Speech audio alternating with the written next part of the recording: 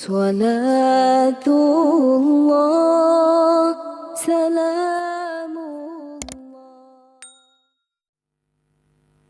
Kita lanjutkan kajian kita masih membahas kitab Arba'in Nawawi,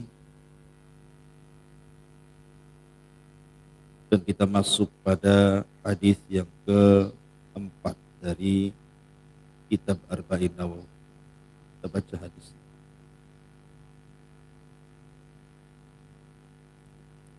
An Abdullah bin Mas'udin radhiyallahu anhu, inna Nabiyya sallallahu alaihi wasallam qala, inna ahadakum yujma'u khalquhu fi batni ummihi arba'ina yawman nutfatan thumma yakunu 'alaqatan misla dhalik thumma yakunu mudghatan misla dhalik thumma yursalu ilaihi al-malaku fayanfukhu fihi ar-ruh wa yu'maru bi arba'i kalimatin bikatbi rizqihi wa ajalihi wa amalihi wa syakiyin aw sa'idin fawalladhi la ilaha ghairuhu inna ahadakum la ya'malu bi amali ahlil jannah hatta ma yakunu bainahu wa bainaha illa dhira' fayasbiqu alaihi alkitab fayamalu bi amali ahli nar fayadkhuluha wa inna ahadakum la ya'malu bi amali ahli nar hatta ma yakunu bainahu wa bainaha illa dhira' fayasbiqu alaihi alkitab fayamalu bi amali ahli aljannati fayadkhuluha.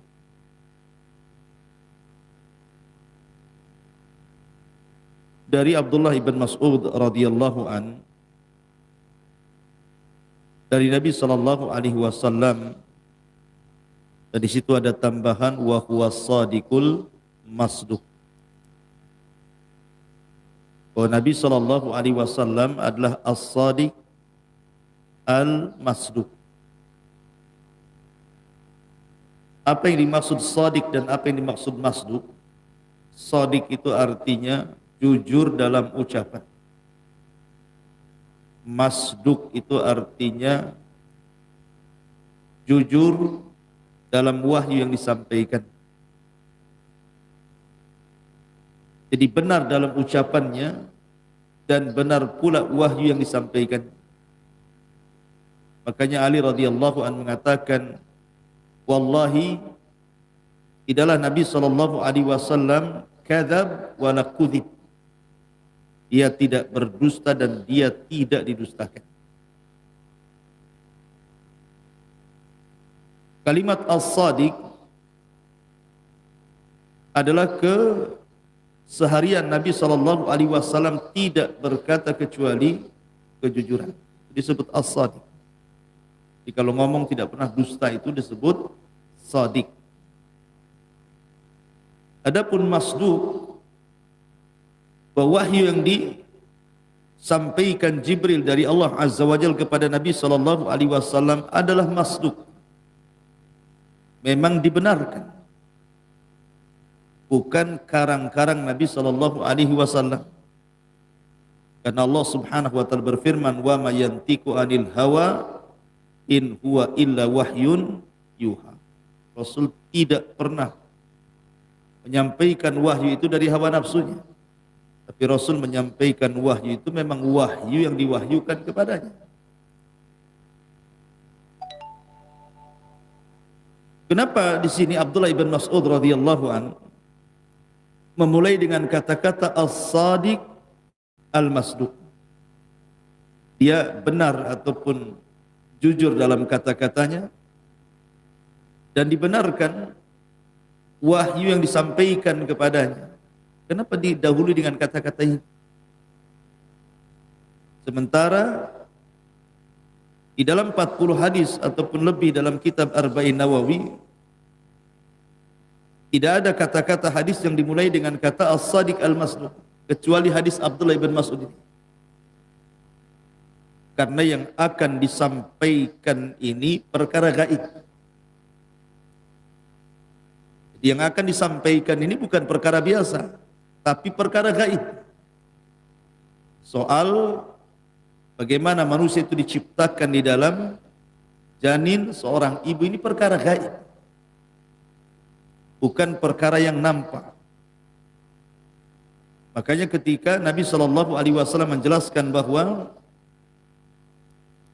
setelah usia 40 hari ketiga kalinya, berarti 120 hari, situ Allah Subhanahu wa taala mengutus malaikat untuk meniupkan ruh, kemudian mencatat rizkinya, mencatat ajalnya, mencatat amalnya, dan mencatat akhir hidupnya baik ataukah tidak baik. Ini kan semua perkara gaib, kita tidak tahu. Makanya kemudian hadis ini dimulai dengan kalimat wa huwa shadiq al-masduq. Itu faedah dari kalimat as-shadiq wal masduq. Tapi sebelum saya menjelaskan tentang isi daripada hadis yang keempat dari hadis Arba'in Nawawi, sebagaimana biasa kita kenalan dulu dengan rawi hadis.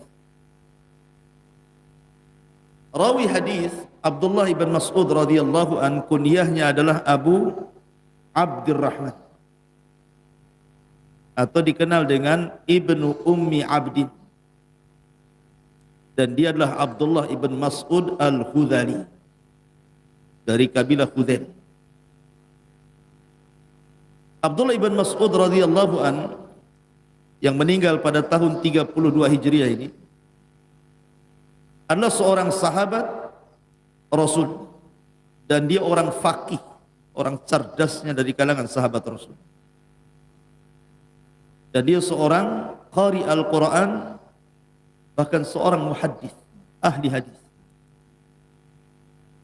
Karena dia salah satu daripada perawi hadis Nabi SAW, dan dia juga termasuk as-sabiquna fil Islam, orang yang mula-mula masuk Islam, tergolong dari 7 sahabat dari 6 sahabat yang sebelumnya sudah masuk Islam.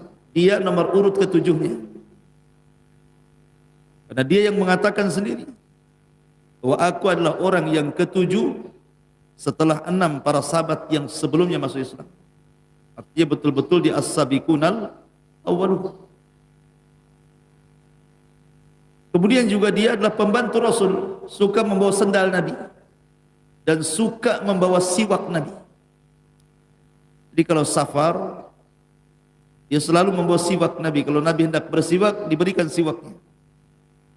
Kalau Nabi hendak mencopot sandal, dicopotkan sandalnya. Kalau Rasul hendak memasang sandal, dipasangkan sandalnya.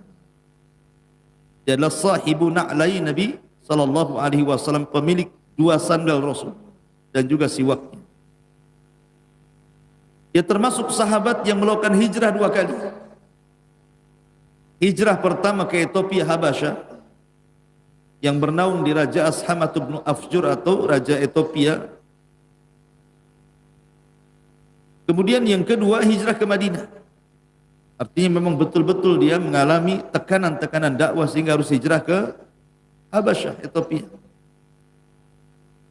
Dan dia orang yang salat kedua kiblat. Pertama kiblat ke Baitul Maqdis, kemudian dialihkan kiblat ke Baitullah Al-Haram. Dan hebatnya dia orang yang pertama kali menjaharkan qiraah Al-Quran setelah Nabi di Mekah. Tidak ada orang berani ngaji di depan orang kecuali Abdullah ibn Mas'ud di zaman itu, di awal-awal Islam setelah Rasul. Dan Abdullah ibn Mas'ud juga pernah menjadi qadhi di zaman Khalifah Umar bin Khattab radhiyallahu anhu di Kufah, dan beliau meninggal saat kekhilafan Utsman ibn Affan radhiyallahu. Sedikit saya akan menjelaskan biografi beliau. Abdullah ibn Mas'ud radhiyallahu anhu, sebab masuk Islamnya, jadi suatu ketika Nabi SAW dengan Abu Bakar ini sedang jalan-jalan. Rupanya berjumpalah Abdullah ibn Mas'ud yang ketika itu bekerja kepada seorang yang bernama Uqbah ibn Abi Mu'aid. Uqbah bin Abi Mu'aid orang paling celaka. Dialah yang meletakkan kotoran di pundak Rasul saat sujud. Lah Abdullah ibn Mas'ud ini bekerja kepada orang ini, Uqbah bin Abi Mu'ayth. Di Nabi SAW dan Abu Bakar kemudian berjumpa dengan Abdullah bin Mas'ud yang sedang menggembala kambing. Jadi kata Nabi SAW, wahai Ummi Abdin, adakah kambing-kambing yang bisa diminum air susunya? Katanya Abdullah bin Mas'ud, dia mengatakan, wahai Tuan, saya tidak bisa memberikannya karena ini milik orang, saya hanya menjalankan amanah saja. Maka Rasul mengatakan, kalau begitu ya sudah, ada enggak kambing yang tidak ada air susunya? Maksudnya kambing itu tidak beranak. Akhirnya kata Abdullah bin Mas'ud, ada. Maka diserahkan kambing yang kering susunya, sama sekali nggak ada susunya. Kemudian diusaplah kambing itu, tiba-tiba penuh air susu. Tentu hal seperti ini yang pertama kali dilihat oleh Abdullah bin Mas'ud, disangka sihir. Kok bisa mengusap kambing yang tidak mengeluarkan air susu, tiba-tiba air susunya penuh? Maka Abdullah bin Mas'ud pun tertarik ingin belajar. Dia mengatakan, ya Rasul, alimni. Rasul, ajarkan itu ilmu itu kepadaku, katanya. Maka Rasul SAW mengatakan, nanti kamu datang ke tempat saya. Akhirnya kemudian Abdullah bin Mas'ud menemui Rasul SAW dan Abu Bakar. Setelah kemudian diajarkan tentang Islam, maka dia pun kemudian tertarik dan dapat hidayah masuk Islam. Dia pun bersyahadat di hadapan Nabi SAW, asyhadu an la ilaha illallah wa asyhadu anna Muhammadar Rasulullah. Ini sebab keislaman Abdullah ibn Mas'ud.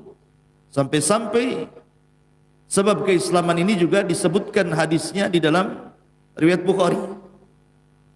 Kemudian Nabi SAW mengatakan, ya gulam, fa innaka mu'allam. Setelah Abdullah Mas'ud masuk Islam, kata Rasul apa? Fa innaka mu'allam. Engkau akan diajari Allah. Firasat Nabi SAW tidak mungkin meleset. Abdullah ibn Mas'ud menjadi orang cerdas. Dan termasuk orang cerdasnya para sahabat. Padahal dia seorang yang fakir, orangnya hitam, orangnya pendek, orangnya kurus, dan dia penggembala kambing, tetapi tidak menghalangi dia untuk menjadi seorang alimin ulama sahabat.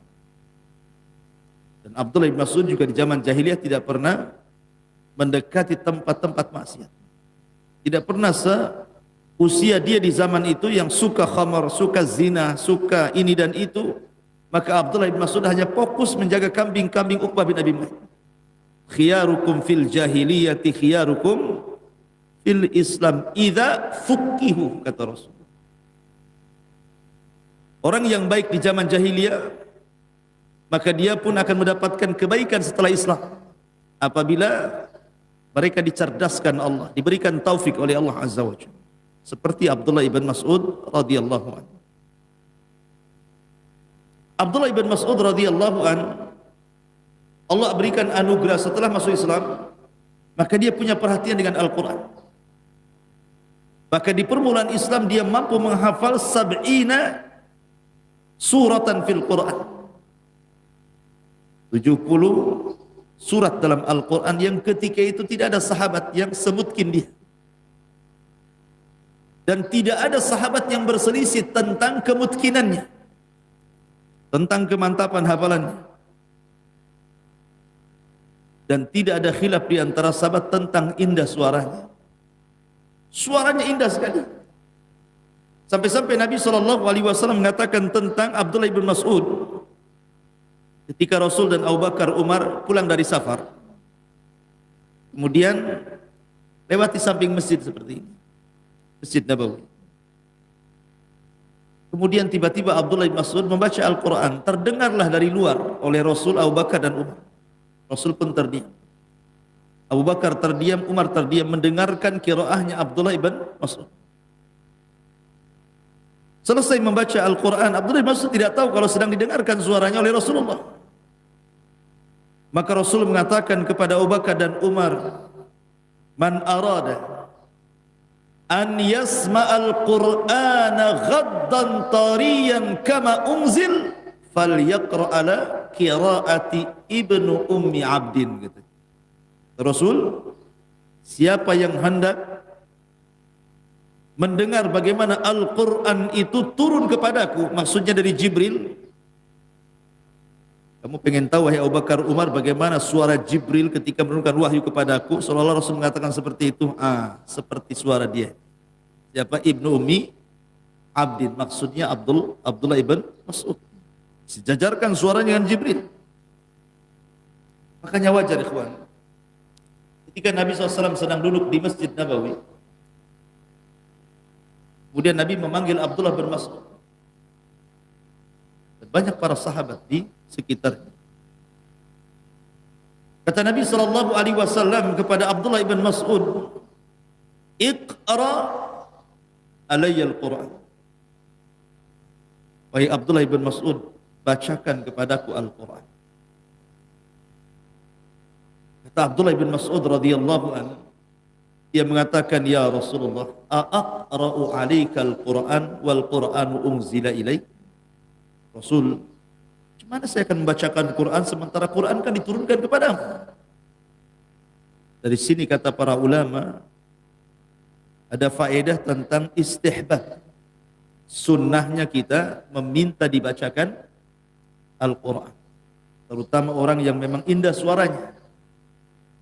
Sebagaimana Rasul meminta kepada Abdullah bin Mas'ud untuk dibacakan Quran. Hebatnya Abdullah bin Mas'ud tidak membantah, tidak dengan kata-katanya dan mengatakan, "Ya Rasul, surat apa? Al-Baqarah kah, Al-Imran kah, An-Nisa kah?" Tidak. Selama Nabi SAW meminta baca Quran, maka dia tidak bertanya surat apa, langsung dibacakan. Dan dia membaca suratun Nisa sampai kepada ayat, "Fa kaifa idza ji'na min kulli ummatin bisyahid wa ji'na bika ala haula'i syahida." Bagaimana wahai Muhammad kalau seandainya kelak pada hari kiamat setiap umat akan didatangkan saksi kepada mereka, dan engkau akan aku jadikan saksi untuk mereka. Ketika kemudian sampai kepada surat ayat indah surah An-Nisa, apa kata Rasul sallallahu alaihi wasallam? "Hasbuka hasbuka ya Ibnu Mas'ud." Cukup wahai Ibnu Mas'ud. Maka tiba-tiba Nabi sallallahu alaihi wasallam kemudian langsung menangis. Kemudian Abdullah bin Mas'ud melihat Nabi sallallahu alaihi wasallam menangis seperti air yang direbus. Air rebus, atau dengar kalau air yang direbus itu. Begitulah Nabi SAW menangis. Dari sini ada adab yang bagus sekali. Tangisan Nabi SAW ketika membaca Al-Quran. Muncul sebuah kaidah yang disebutkan para ulama bahwa hifdzul hudud afdal min hifdzil huruf. Jadi seseorang ketika membaca Al-Quran, dia paham isi daripada apa yang dibaca jauh lebih baik dibandingkan dia hafal hurufnya saja. Antum tahu kenapa Yahudi disesatkan? Dan Allah katakan ghairil maghdub, mereka dilaknat. Sebagaimana Nasrani zalim disesatkan karena muamalah mereka terhadap Taurat. Mereka hanya hafal huruf tapi tidak hafal hudud, tidak hafal isi di apa yang dibaca dalam huruf-huruf itu sehingga melanggar batasan-batasan. Makanya belajar Al-Quran itu tidak hanya sekedar menghafal huruf-hurufnya saja, tapi kalau bisa dipahami tafsirnya. Karena Nabi SAW menangis di sini karena paham isinya, paham apa yang dimaksud. Fa kaifa idza ji'na min kulli ummatin bisyahid wa ji'na bika ala haula'i syahida. Rasul paham, makanya Rasul menangis. dengan tangisan Rasulnya, makanya kemudian muncul sebuah kaidah para ulama bahwa menghafal Al-Quran dari segi hudud lebih baik dibandingkan menghafal Quran dari segi huruf. Baik, Abdullah bin Mas'ud radhiyallahu anhu saking cintanya dengan Nabi sallallahu alaihi wasallam sampai-sampai dia dikategorikan dari sahabat-sahabat yang diberikan rekomendasi Nabi untuk diambil Qurannya. Rasul mengatakan iqra'ul Quran min arba'ah, bacalah Al-Quran dari 4 orang. Dan Rasul menyebutnya urutan pertama Abdullah ibn Mas'ud, yang kedua Ubay ibn Ka'ab, yang ketiga Mu'ad ibn Jabal, yang keempat Salim maula Abi Hudzaifah. Kata Rasul, ambil Al-Quran dari 4 orang: Abdullah ibn Mas'ud, Ubay ibn Ka'ab, Mu'ad ibn Jabal, Salim maula Abi Hudzaifah. Abdullah ibn Mas'ud nomor urut pertama. Ya, karena Abdullah ibn Mas'ud sendiri adalah satu di antara sekian sahabat yang menjadi juru tulis wahyu. Sebagaimana Ubay bin Ka'ab punya catatan wahyu tersendiri, kemudian juga Salim maula Abi Hudzaifah juga sama, Ali bin Abi Thalib, Muawiyah bin Abi Sufyan, mereka punya catatan mushaf tersendiri. Maka Abdullah bin Mas'ud pun punya catatan mushaf tersendiri. Bedanya dengan catatan mushaf yang lainnya, kalau yang lainnya hanya menulis sesuai dengan apa yang diturunkan kepada Rasul, ditulisnya umpamanya Al-Baqarah, ya ditulis Al-Baqarah, Al-Imran ya Al-Imran. Tapi kelebihan mushafnya Abdullah ibn Mas'ud dicantumkan dengan tafsir-tafsirnya. Makanya wajar kalau Abdullah ibn Mas'ud radhiyallahu anhu, sebagaimana riwayat Masruq ibn Ajda', beliau Abdullah bin Mas'ud mengatakan, wallahi alladzi la ilaha ghairu ma unzilat suratun min kitabillah illa ana a'lam aina unzilat wala unzilat ayatun min kitabillah illa ana a'lam fima unzilat walau a'lama ahadan a'lam minni walau a'lamu ahadan a'lama minni bi kitabillahi azza wa jal tablughuhul ibilu la raqibtu ilaihi. Sampai dia mengatakan apa? Demi Allah, yang tidak ada Tuhan yang berhak disembah kecuali Dia, tidaklah satu surat diturunkan dari Al-Quran kecuali aku tahu di mana turunnya, letak turunnya di mana aku tahu. Apakah dia Makkiyah atau Madaniyah? Dan tidaklah satu ayat diturunkan dari Al-Quran kecuali aku tahu untuk siapa diturunkan Al-Quran itu. Jadi Abdullah bin Mas'ud tahu semua, di mana turun, untuk siapa turun, dalam masalah apa turun, dalam kasus apa turun, dia semua tahu. Sampai-sampai dia mengatakan, kalaulah saya mengetahui a'lamu ahadan, satu orang dari sahabat Rasul yang lebih paham dari aku mungkin dalam beberapa surat atau ayat, dan itu bisa ditempuh dengan mengendarai unta, la raqibtu ilaih, aku pun akan datang kepadanya. Artinya apa? Pengen belajar gitu. Kalau ada orang yang lebih alim, pun datang kepada dia. Tapi sahabat paham, tidak ada orang yang lebih alim dalam Al-Quran kecuali Abdullah ibn Mas'ud. Makanya wajar kalau umpamanya Umar sangat mencintai Abdullah bin Mas'ud, jadikan qadhi di zamannya di Kufah, dan dijadikan rujukan oleh Utsman ibn Affan di kekhilafahannya. Ma'asyiral muslimin yang dimuliakan Allah Azza wa Jalla, Abdullah ibn Mas'ud sekali lagi nasabnya adalah, dia adalah Abu Abdurrahman, Abdullah ibn Mas'ud radhiyallahu an, dan asal kabilahnya adalah Bani Sa'ad ibn Khuzaim. Asal kabilahnya adalah Sa'ad ibn Khuzaim, Bani Sa'ad ibn Khuzaim. Dan dia kabilah yang ada yang ma'ruf di kota Mekah. Abdullah ibn Mas'ud memang hidup di lingkungan keluarga yang luar biasa. Karena dia tidak pernah maksiat di zaman itu. Walaupun dia seorang penggembala kambing, tapi dia tidak mengikuti ajakan-ajakan kawan-kawannya. Dan dia pun menikah dengan seorang yang bernama Hafidah Abdi, cucu daripada min Hafidati Abdi ibn al-Harith. Oh, namanya Hafidah Abdi ibn al-Harith. Jadi ikhwatu fillah muliakan Allah Azza wa Jalla, ketika dia masuk Islam, Abdullah bin Mas'ud itu kan sering keluar masuk rumah Nabi, baik di Mekah atau di Madinah. Sampai-sampai Abu Musa al-Ash'ari radhiyallahu anhu menyangka bahwa Abdullah bin Mas'ud itu keluarga Nabi, karena sering keluar masuk kan.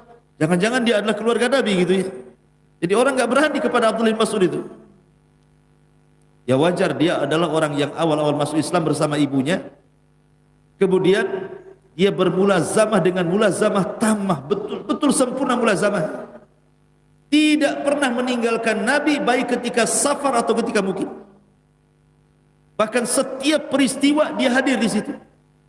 Tidak ada satupun peperangan yang dilakukan Rasul kecuali Abdullah ibn Mas'ud terlibat dalam peperangan itu. Mulai dari Badarnya, Uhudnya, Khandaqnya, dan semua peperangan. Dan Abdullah ibn Mas'ud sangat dicintai Rasul. Ketika dia naik ke pohon kurma, ada angin, kemudian tersingkaplah pakaiannya. Betisnya itu nampak seolah-olah daging membalut tulang saja, saking kecilnya, kurus krempeng. Tapi walaupun kurus krempeng, dia punya tenaga kuat. Sehingga sahabat mempertawakan Abdullah bin Mas'ud. Dan Nabi SAW mengatakan, la tadhaku, jangan kalian tertawakan betisnya Abdullah bin Mas'ud. Sebab kalau ditimbang kedua betisnya dengan gunung Uhud sana, masih berat kedua betisnya Abdullah bin Mas'ud, kata Rasul. Cukuplah hal itu kelebihan Abdullah ibn Mas'ud radhiyallahu anhu. Masyarul muslimin yang dimuliakan Allah Azza wa Jalla, ketika sampai di Madinah, maka Rasul mempersaudarakan antara Muhajirin dan Ansar. Maka dia pun dipersaudarakan Rasul dengan Az-Zubair ibn Awwam radhiyallahu anhu. Masyarul muslimin yang dimuliakan Allah Subhanahu wa taala, dan Abdullah bin Mas'ud sekali lagi perkataannya dalam tafsir sangat diperhitungkan sama dengan tafsirnya siapa? Abdullah ibn Abbas radhiyallahu anhu. Dan riwayatnya, maksudnya dari segi hadis, banyak dicantumkan dalam kitab Sahihaini, Sahih Bukhari dan Sahih Muslim, baik yang disepakati keduanya ataupun yang disendirikan oleh Bukhari dan Muslim. Intinya bahwa dia seorang mufassir, dia seorang qari, dia seorang muhaddis, dia seorang faqih, banyak gelar kepada Abdullah bin Mas'ud. Belum lagi akhlaknya, orangnya qanaah, orangnya zuhud, syuja', pemberani, mujahid, seorang ahli jihad, dan begitu seterusnya. Tapi kita masuk pada penjelasannya.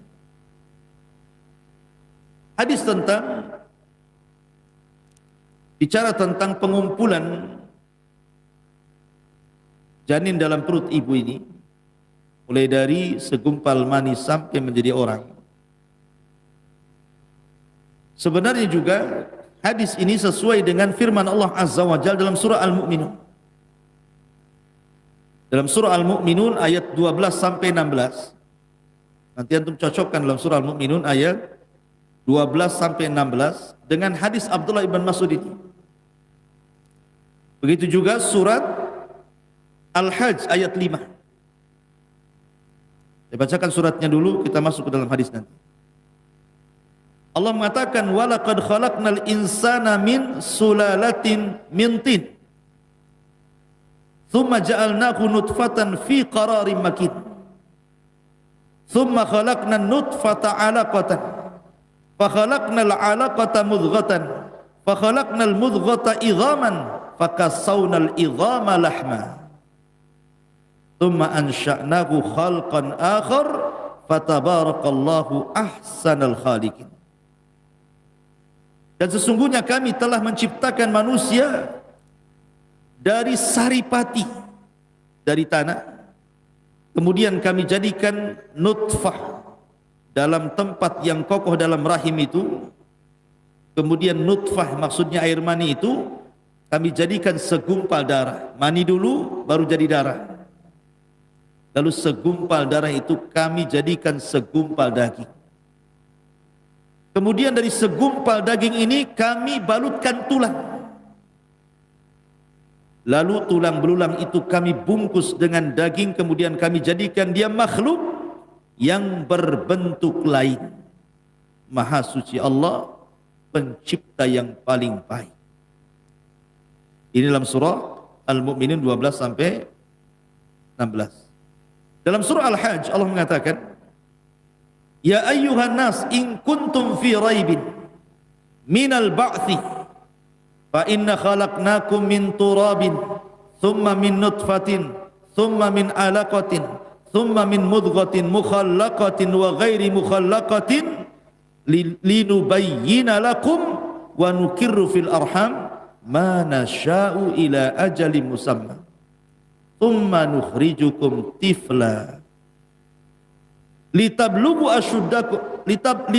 asyuddakum wa minkum man yutawaffa wa minkum man yuraddu ila ardhalil umuri likai la ya'lam min ba'di ilmi syai'an wa taral arda hamidatan fa idza anzalna 'alaiha al-ma'a ihtazzat wa rabbat wa ambatat min kulli zawjin bahij.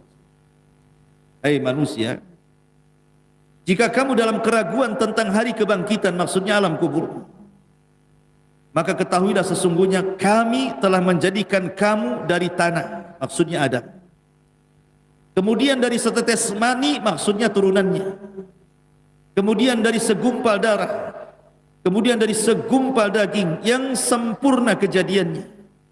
Dan yang tidak sempurna, agar kami jelaskan kepada kamu dan kami tetapkan dalam rahim apa yang kamu kehendaki sampailah kepada kedewasaan,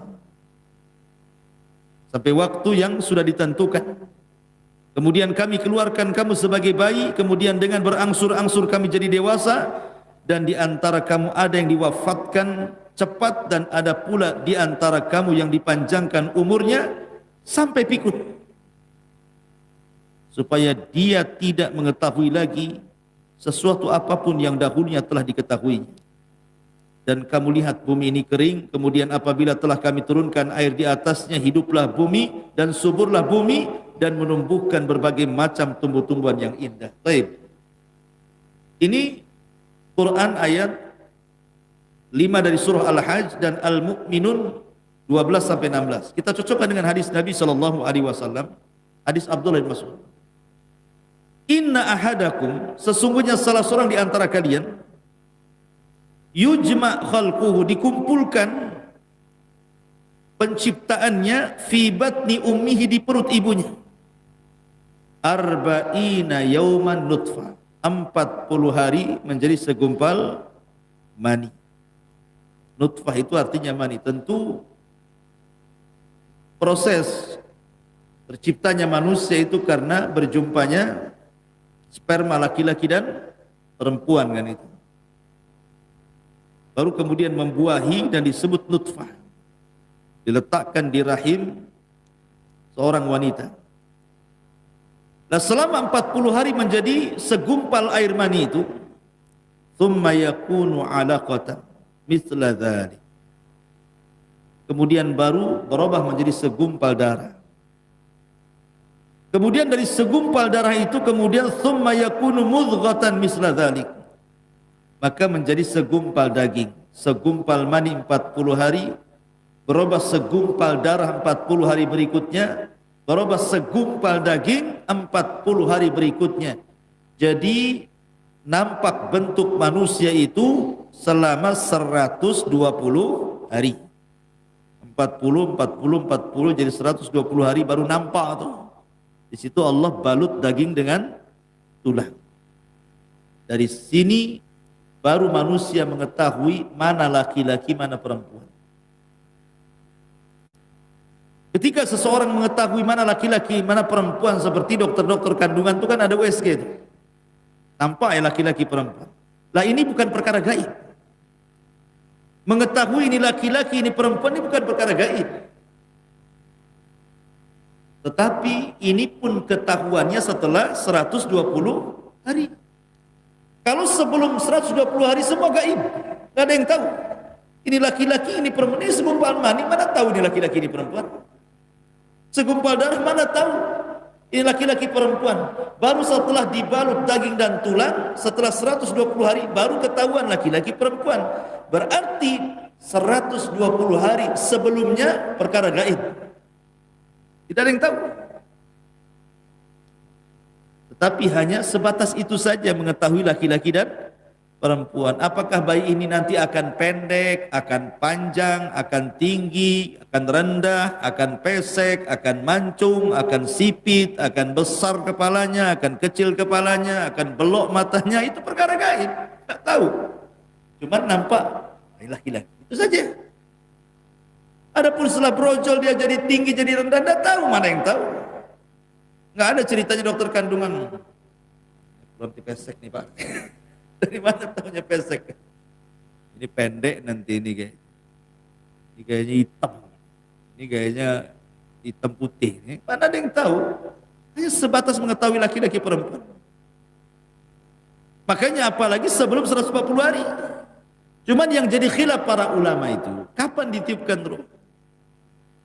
Ada yang mengatakan bahwa ditiupkan ruh itu kurang daripada 120 hari. Ada yang mengatakan di bawah itu, ada yang mengatakan di 40 hari pertama ditiupkan ruh. Alasannya karena ada kalimat misla dzalik. Memang kalau kita melihat pergerakan bayi itu kan biasanya di 40 hari pertama itu kan sudah bergerak tuh. Janin itu sudah bergerak, artinya ada nafasnya. Apakah yang dimaksud nafas itu ruh yang diletakkan oleh malaikat, ataukah lain, atau hanya gerak-gerak gitu saja untuk menunjukkan bahwa dia hidup? Nah, ini jadi khilaf para ulama, kapan ditiupkan ruh? Apakah di bawah 120 hari? Karena memang secara tajribah, secara pengalaman gitu ya di lapangan, memang bayi itu baru sebulan saja biasanya sudah ada pergerakan gitu ya. Tapi apakah pergerakan itu maknanya ditiupkan ruh atau tidak? Itu jadi khilaf. Walaupun pendapat yang kuat, ditiupkan ruh itu setelah 3 kali 40. Karena di sini kalimatnya arba'ina misla dzalik, arba'ina misla dzalik kan itu. Arba'ina yauman misla dzalik, arba'ina yauman misla dzalik, arba'ina yauman misla dzalik. Artinya ditiupkan ruh itu setelah usia 4 bulan, 120 hari. Nah, baru kemudian ditiupkan ruh. Sejak itulah janin menjadi manusia. Makanya nanti akan terkait hukumnya. Yang keguguran setelah 4 bulan dengan keguguran sebelum 4 bulan itu ada hukum tersendiri. Contohnya seperti umpamanya, apakah orang yang keguguran sebelum 4 bulan dan keguguran setelah 4 bulan darahnya dianggap nifas atau bukan? Maka ulama mengatakan kalau kegugurannya sebelum 4 bulan maka tidak dianggap nifas, berarti masih wajib sholat. Kalau ada wanita keguguran di bawah 4 bulan, berarti walaupun mengeluarkan darahnya dianggap istihadah, bukan darah nifas. Makanya wajib sholat walaupun keluar darah. Dengan cara ya disumpel lah, dengan softtek, dengan apa gitu ya. Tapi kalau kegugurannya setelah 4 bulan, nah ini sudah masuk nifas. Karena yang dikeluarkan sudah manusia, sudah ada ruhnya. Kalau sebelumnya kan belum jadi manusia, belum ada ruhnya kan. Ini salah satu contoh. Ataupun kalau kegugurannya sebelum 4 bulan, itu bukan manusia, artinya bisa dikubur di mana saja. Tapi kalau sudah 4 bulan berarti sudah jadi manusia. Ya dikuburkan di kuburan kaum muslimin. Ya, seperti itu. Nanti kita akan jelaskan terkait hukum-hukum seputar ini. Baik, masyarul muslimin yang dimuliakan Allah Subhanahu wa taala. Ada beberapa faedah yang bisa kita petik dari hadis ini sampai kalimat thumma yakunu alaqatan thumma yakunu mudghatan misla dzalik thumma yakunu mudghatan misla dzalik thumma yursal ilaihil malak. Kemudian diutus padanya malaikat, kemudian disuruh mencatat 4 perkara, rizkinya, ajalnya, amalnya, dan akhir hidupnya bahagia atau tidak.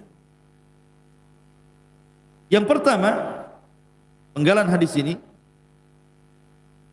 bahwa manusia itu ketika di rahim orang tua, saat Allah menciptakan kita, itu ada 3 marhalah. 3 marhalah. Dari 120 hari itu menjadi 3 marhalah kan. 40 hari pertama segumpal mani. 40 hari kedua segumpal darah. 40 hari ketiga baru segumpal daging yang dibalut tulang. Artinya lihat bagaimana Allah Subhanahu wa taala berproses menciptakan kita. Kemudian antara jasad dengan ruh itu yang mana dulu diciptakan? Apakah jasad dulu diciptakan baru ruh? Atau ruh dulu diciptakan baru jasad? Maka di sini ada 2 pembahasan. Pertama penciptaan Adam, yang kedua penciptaan turunan Adam. Kalau yang dimaksud penciptaan Adam, maka jasad lebih utama atau lebih dulu diciptakan dibandingkan ruh. Karena Adam alaihi salatu wassalam diciptakan itu jasadnya dulu. Diambilnya tanah-tanah di bumi, kemudian oleh malaikat maut diangkat ke langit, kemudian dibentuk menjadi bentuk patung Adam seindah mungkin. Laqad khalaqnal insana fi ahsani taqwim. Baru setelah kemudian terbentuk jasad Adam, maka Allah ciptakan ruh, Allah masukkan ke dalam Adam. Dari sini menunjukkan bahwa kalau melihat penciptaan Adam berarti jasad dulu baru ruh. Tapi kalau anak turunannya terbalik, ruh dulu baru jasad. Karena ketika Allah Subhanahu wa taala menciptakan Adam dan sudah ditiupkan ruh, Allah usap pundak Adam. Dari pundak Adam itu keluar ribuan, jutaan, miliaran ruh. Dan itu akan jadi anak cucunya kelak. Jadi usap oleh Allah punggungnya, keluar semua ruh yang akan menjadi anak cucu Adam. Kemudian diletakkan di alam arwah. Kemudian Allah mengikat perjanjian ruh-ruh di alam arwah. Alastu bi rabbikum qalu bala. Bukankah aku Rabb kalian? Mereka mengatakan ya.